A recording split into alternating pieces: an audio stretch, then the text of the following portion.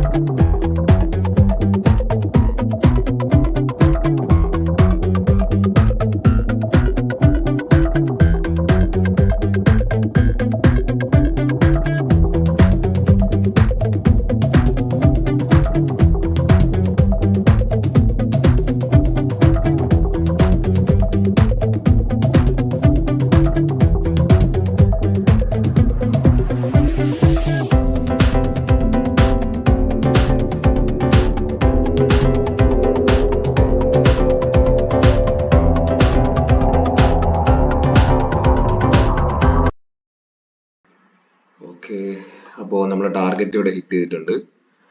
Okay, ഞാനൊന്ന് explain ചെയ്യാം എന്താണ് ട്രേഡ് എടുക്കാനുള്ള റീസൺ എന്നുള്ളത്.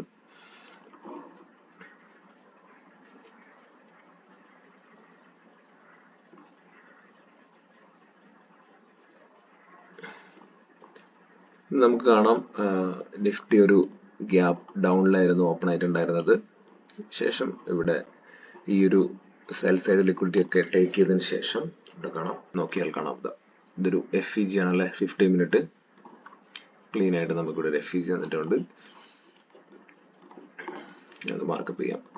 ഞാനൊന്ന്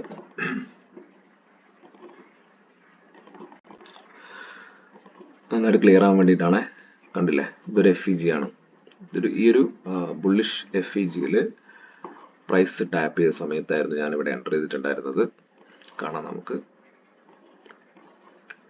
ആ ഒരു FEG-യിൽ ടാപ്പ് ചെയ്തതിന് ശേഷം വീണ്ടും ഇവിടെ ഒരു മൈനർ FEG ഉണ്ടായിട്ടുണ്ടല്ലേ, കണ്ടില്ലേ. ഈ ഒരു ക്യാൻഡിലും ഇന്നും കൂടെ ഇതൊരു മാർക്കപ്പ് ചെയ്യാം.